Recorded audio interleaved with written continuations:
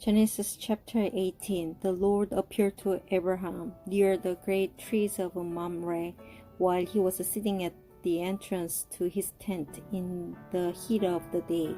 Abraham looked up and saw 3 men standing nearby. When he saw them, he hurried from the entrance of his tent to meet them and bowed low to the ground. He said, "If I have found favor in your eyes, my Lord, do not pass your servant by. Let a little water be brought, and then you may all wash your feet and rest under this tree. Let me get you something to eat so you can be refreshed, and then go on your way, now that you have come to your servant." "Very well," they answered. "Do as you say." So Abraham hurried into the tent to Sarah. "Quick," he said, "get 3 seahs of the finest flour and knead it, and bake some bread." Then he ran to the herd and selected a choice tender calf and gave it to a servant, who hurried to prepare it. He then brought some curds and milk and the calf that had been prepared, and set these before them. While they ate, he stood near them under a tree. "Where is your wife Sarah?" they asked him. "There in the tent," he said. Then one of them said, "I will surely return to you about this time next year, and Sarah, your wife, will have a son." Now Sarah was listening at the entrance to the tent, which was behind him. Abraham and Sarah were already very old, and Sarah was past the age of childbearing. So Sarah laughed to herself as she thought, "After I am worn out and my Lord is old, will I now have this pleasure?" Then the Lord said to Abraham, "Why did Sarah laugh and say, 'Will I really have a child now that I am old?' Is anything too hard for the Lord? I will return to you at the appointed time next year, and Sarah will have a son." Sarah was afraid, so she lied and said, "I did not laugh." But he said, "Yes, you did laugh." When the men got up to leave, they looked down toward Sodom, and Abraham walked along with them to see them on their way.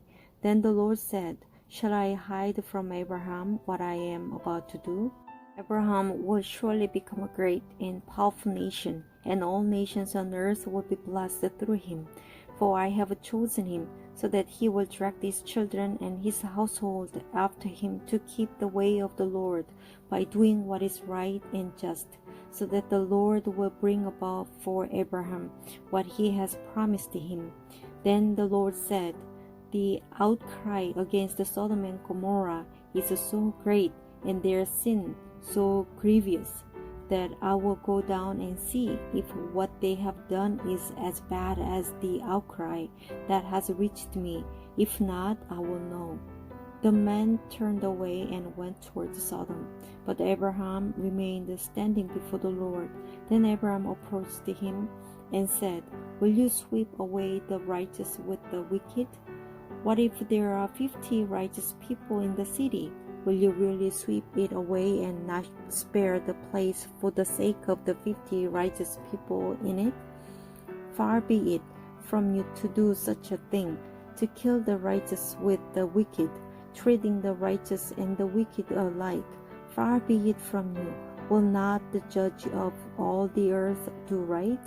The Lord said, "If I find 50 righteous people in the city of Sodom, I will spare the whole place for their sake."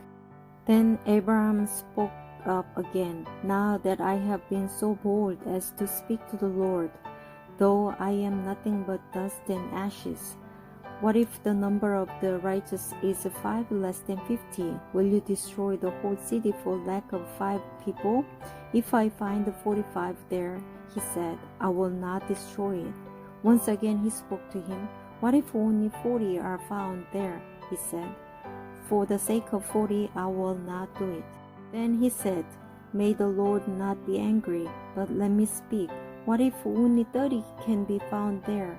He answered, "I will not do it if I find 30 there." Abraham said, "Now that I have been so bold as to speak to the Lord, what if only 20 can be found there?" He said, "For the sake of 20, I will not destroy it." Then he said, May the Lord not be angry, but let me speak just once more. What if only 10 can be found there? He answered, For the sake of 10, I will not destroy it. When the Lord had finished speaking with Abraham, he left, and Abraham returned home.